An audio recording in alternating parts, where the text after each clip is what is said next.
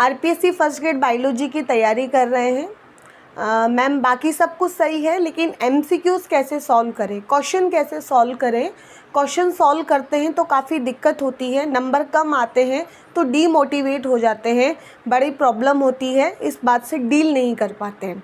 Ma'am कोई ऐसा method बताइए जो कि सबसे बेस्ट हो और बहुत अच्छे से हम एमसीक्यू सॉल्व करें और हमारे कॉन्फिडेंस को भी हम क्या करें, बूस्ट करें। तो आज का ये सेशन इसी बात को लेकर होगा कि एमसीक्यू सॉल्व करने का बेस्ट तरीका क्या है और अगर नंबर कम आए तो फिर आपको उससे डील कैसे करना है। तो स्टार्ट करते हैं आज का वीडियो स्टार्ट करने से पहले अगर अभी तक आपने मेरे चैनल को सब्सक्राइब नहीं किया है तो मेरे चैनल को सब्सक्राइब कीजिए और इसे लाइक और शेयर करना ना भूलें। तो चलिए स्टार्ट करते हैं आज का वीडियो।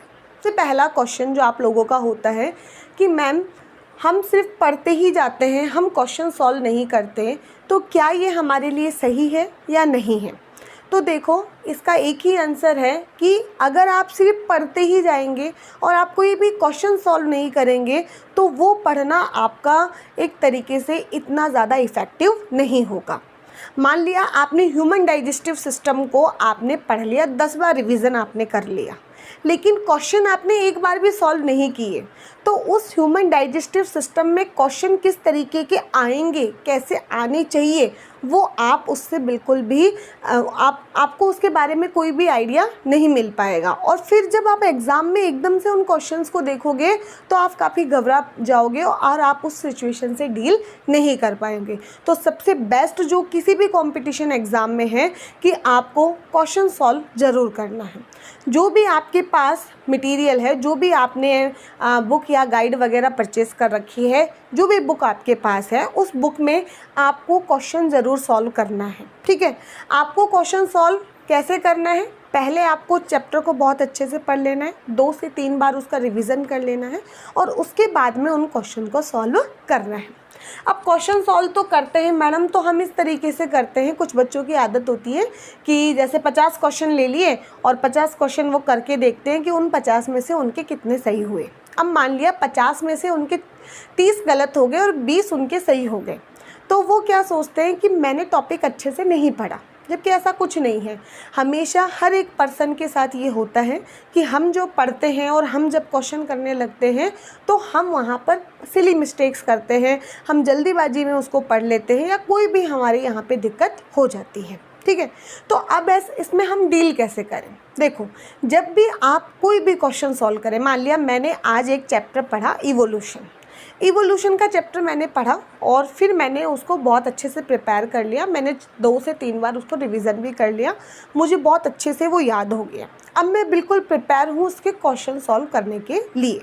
तो मैं क्या करूँगी, मैं 50-50 क्वेश्चन का एक सेट बनाऊँगी। ठीक है, मेरे पास जो आगे मॉड्यूल्स ही हैं आप लोगों के पास, तो आप वहाँ 50-50 क्वेश्चंस का आपने क्या बना लिया, एक सेट बना लिया। मैं ऐसे करती थी, 50 क्वेश्चन का जो सेट आपने बना लिया, उसके बाद में आप उन 50 क्वेश्चन को आप ऐसे मत करो कि ये पहला क्वेश्चन है, आपने इसका देखा कि हाँ भाई इसका ऑप्शन ए होगा और आप पीछे जाके वो ए आप इसको देख लो कि हाँ भाई सही है। ये नहीं करना आपको क्या करना है, एक पेज लेना है। ठीक है, आपको एक पेज लेना है और इसमें 1 से लेकर आपको पूरी 7, 8, 9, 10 आप 50 तक पूरी यहाँ पे काउंटिंग लिखो और आप पर्टिकुलर टाइम में आराम से, ज़्यादा टाइम आप आराम से लो, क्योंकि आप कोई टेस्ट नहीं दे रहे हो अभी, आप सिर्फ अपना एनालाइज कर रहे हो कि आपने कितना क्या किया। आप क्या करो, उसमें लिखते जाओ, इसमें ए है, इसमें बी है, यहाँ सी है, यहाँ ए है, आपने लिख लिया। और जब ये पूरा हो जाए उसके बाद में आप क्या करो, यहाँ पर आप उसको करते रहो कि ये मेरा सही हो गया, ये मेरा सही हो गया, ये मेरा गलत हो गया, मान लिया 3rd मेरा गलत हो गया, 4th मेरा गलत हो गया, 5th मेरा गलत हो गया, मान लिया कि मेरे इतने क्वेश्चन गलत हो गए। तो गलत हुए तो उस बात से आप परेशान मत हो, क्योंकि आपका अभी कोई कंपटीशन अभी नहीं है। कंपटीशन तो जब आप वो फाइनल एग्ज़ाम दोगे ना, वो वाला है। उससे पहले जो भी आप टेस्ट दे रहे हो वो आपकी तैयारी का हिस्सा है, तो उससे आप बिल्कुल डिवेट मत होइए, बल्कि आप करिए क्या कि आपकी जो नोट्स, मैं हमेशा बोलती हूँ, जो नोट्स है उसके बाद में जो आपकी खाली जगह होती है 2-3 पेज की, मैंने बता रखी है आपको, वहाँ पर जैसे मान लिया आपका तीसरा क्वेश्चन गलत हो गया, तो अब इस तीसरे क्वेश्चन में आपने क्या गलती करी, आपने उस समय क्या गलती करी, आपको वो आया नहीं, आपके नोट्स में नहीं था, या आपने क्या मिस्टेक की, आप उस चीज़ को नोट कर लो। आप क्या कर लो, उसको नोट कर लो।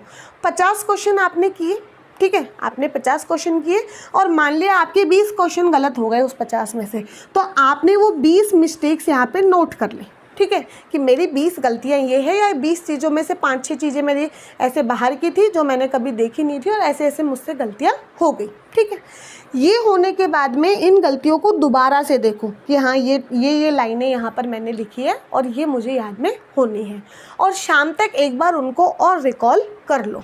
जिससे क्या होगा, आपकी जो गलतियाँ, आप क्या करोगे, अपनी गलतियों पे फोकस करोगे, और अगर आप अपनी गलतियों पे फोकस करोगे तो फिर धीरे धीरे जो गलती करने का जो रेशियो है वो आपका क्या हो जाएगा, कम हो जाएगा, चांस कम हो जाएंगे। क्यों? क्योंकि फिर आप आगे कभी जब वो क्वेश्चन आएगा, सेम क्वेश्चन आपके आगे आएगा, तो आपके दिमाग में वो हिट करेगा।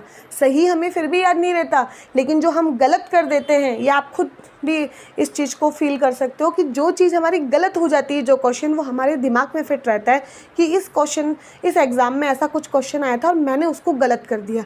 तो आपको क्या करना है, आपको डीमोटिवेट, आपको कोई नंबर का गेम नहीं खेलना है। आप एक कोचिंग में पढ़ रहे हो, मान लिया आप कोचिंग में 50 बच्चे हैं, तो आपका 50 बच्चों से थोड़े ना कंपटीशन है, आपका तो उस एग्ज़ाम में पता नहीं कितने सारे बच्चे बैठ रहे हैं, लाख के समथिंग बच्चे बैठ रहे हैं, उनके साथ कंपटीशन है, और वो पता नहीं कौन अलग अलग डिस्ट्रिक्ट से, अलग अलग सिटीज़ से हैं, ठीक है। तो आप उन 50 बच्चों में अपने आप को अव्वल क्यों दिखाना चाह रहे हो? आपसे गलतियां हो रही हैं, होने दो। आपकी टेस्ट की प्रिपरेशन नहीं है तो भी आप टेस्ट दो, लेकिन टेस्ट ज़रूर दो। आप खुद का एनालाइज ज़रूर करो। अगर आप टेस्ट देने में सक्षम नहीं हो तो खुद से, जैसे मैंने कहा, 50-50 क्वेश्चन का सेट बना के खुद से सेल्फ डिसिप्लिन होके इस मेथड को आप ज़रूर फॉलो करो, क्योंकि ये मेथड आपकी ज़िंदगी में सबसे बेस्ट रहेगा और आप किसी भी कॉम्पिटिटिव एग्ज़ाम में गलती करने से बचोगे। क्यों? क्योंकि गलतियों के ऊपर आपने मेहनत करना सीख लिया है कि मेरी ये गलती हो रही है, मुझे ये याद रहेगा, ठीक है। तो इसीलिए मैं कहती हूँ कि क्वेश्चन सॉल्व करना बहुत ज़्यादा ज़रूरी है, क्योंकि क्वेश्चन सॉल्व करने से हमारा जो पूरा सब जो हमने चैप्टर पढ़ा ना, वो बिल्कुल क्लियर हो जाता है कि हमने एक बार तो पढ़ा, उसको 4 बार पढ़ो, 10 बार पढ़ो, 20 बार पढ़ो, लेकिन अगर आपने उसके MCQ सॉल्व नहीं किए तो फिर वो आपके ज़ीरो हो जाएगा। क्यों? क्योंकि आपको क्वेश्चन से डीलिंग करनी नहीं आ रही, आपको नहीं पता कि किस किस तरीके से घुमा घुमा के क्वेश्चन आपसे पूछे जा सकते हैं, ठीक है। आप ऐसे भी कर सकते हो, आप YouTube पे भी कोई, जैसे भी आपको कोई फ्री टाइम है, आप कहीं जा रहे हो, क्योंकि अभी तैयारी का टाइम है, तो उस समय आपको हर आपका जो मिनट है उसको आपको यूटिलाइज़ करना चाहिए। आप बैठे हो, आप कोई भी एक चैप्टर के चला लो, MCQs भरमार पड़ी है, कितने भी देख सकते हो आप वहाँ चलाते हो, उन गलतियों को एनालाइज करते रहो। अगर आप ऑनलाइन टेस्ट सीरीज़ दे रहे हो तो आप स्क्रीनशॉट लेके रखो उन चीज़ों के जहाँ जहाँ आपको गलतियाँ हो रही है, और स्क्रीनशॉट लेने में कैपेबल नहीं हो तो उसी समय वहाँ पे मार्क कर दो, क्योंकि लास्ट में वीडियोस आपके आता है ना, PDF में सॉल्यूशन आ जाता है, तो आप इस तरीके से वो भी कर सकते हो। तो ऑफलाइन ऑनलाइन दोनों ही तरीके से आप उसको कर सकते हो। डीमोटिवेट होने से अच्छा है कि हम अपनी गलतियों के ऊपर फोकस करें। मेरे पास बहुत कमेंट ऐसे आते हैं कि मैडम क्वेश्चन तो हम कर रहे हैं लेकिन हमारे नंबर नहीं आते, तो फिर हमें गंदा लगता है।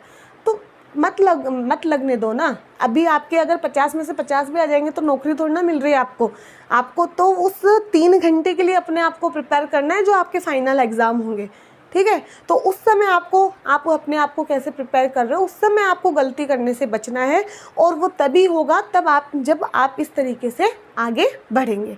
तो आई होप आपको ये चीज़ समझ में आई होगी कि पहली बात तो टेस्ट ज़रूर देना है, आपको क्वेश्चन ज़रूर सॉल्व करने हैं, MCQs के ऊपर ज़्यादा मेहनत करनी है, PYQ के ऊपर ज़्यादा मेहनत करनी है। ये बहुत ज़्यादा ज़रूरी है, क्योंकि इनसे आपको पता चलेगा कि इस चैप्टर में से कैसे कैसे क्वेश्चन पूछे जा सकते हैं। और सबसे बेस्ट है कि दिन का आप आधा घंटा ही दो पर क्वेश्चन सॉल्विंग को आधा घंटा आप ज़रूर दो। अभी तक कोई वैकेंसी का अता पता नहीं है, जैसे आए तो भी आप, क्योंकि इतने दिन से तैयारी कर रहे हो, तो आई थिंक आपके पास टाइम है, आप आराम से इन सब चीज़ों को कर सकते हैं। आपको वीडियो कैसा लगा कमेंट करके मुझे ज़रूर बताइएगा। चैनल को सब्सक्राइब करना ना भूलें। Okay, bye everyone, thank you so much for watching my channel. Bye.